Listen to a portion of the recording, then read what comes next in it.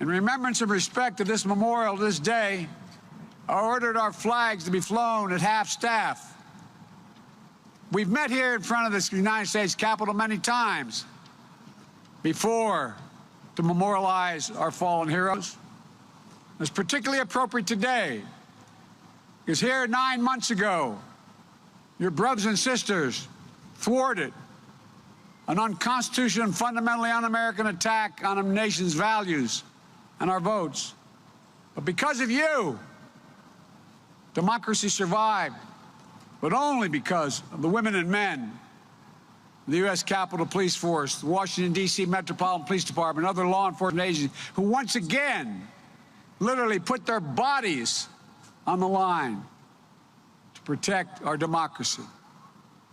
That's why I have no hesitation, had none at all, in signing the law awarding the Congressional Gold Medal of Congress, the highest expression of our nation's appreciation, to the U.S. Capitol Police and Washington, D.C. Metropolitan Police and other responding law enforcement agencies.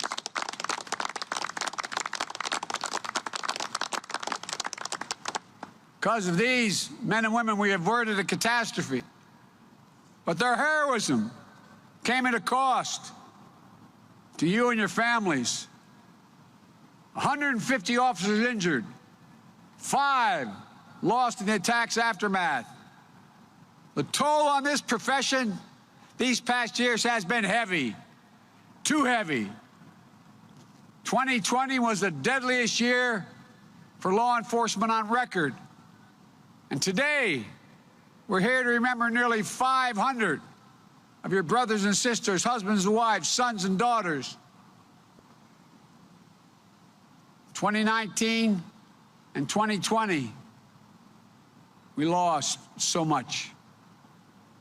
I attended this memorial service many times, as I said, to pay my respects. Sometimes I've been the speaker, other times I've sat in the stage and just thought about all of you sitting on the lawn.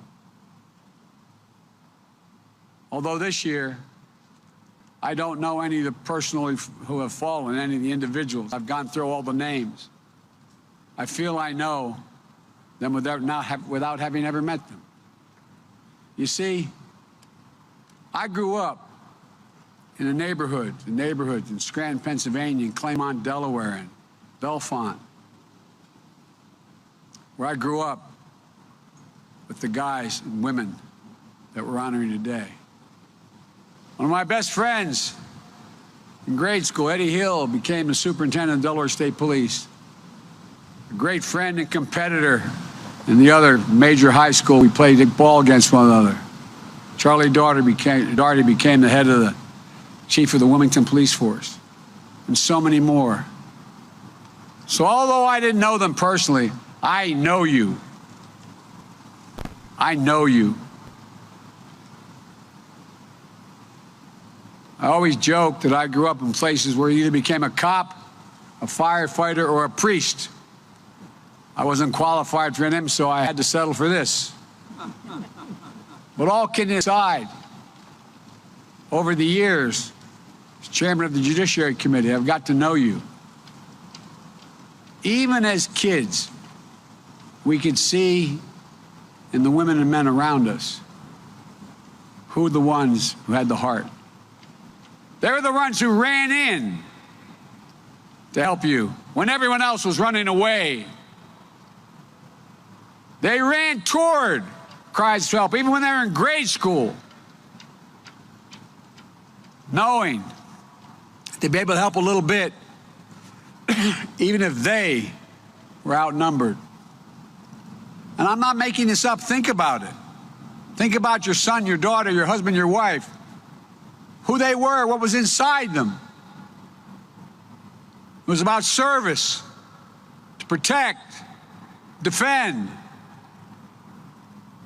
This isn't just what law enforcement does. It's who you are. It's what makes you who you are.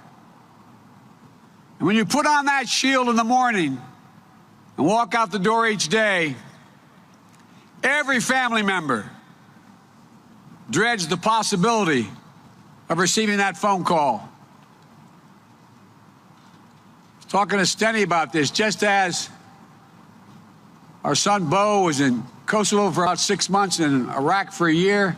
He was the chief law enforcement officer for the state of Delaware, the attorney general. And I'd watch every morning, because she left for school before I got on the train, Jill standing there mouthing a prayer while she drank a cup of coffee over the sink, praying for Bo. You do it every day. You did it every day. You know, there's a line from an English poet, John Milton. He said, "They also serve who only stand and wait." How long have you had to stand and wait and wonder when you heard something on the news or saw it on television? Thousands and thousands of American families stand and wait so their husbands, their wives, their fathers, their mothers, sons and daughters can serve the rest of us. We not only owe them, we owe you. It's not hyperbole. I mean this from the bottom of my heart. We owe you. Willing to support them.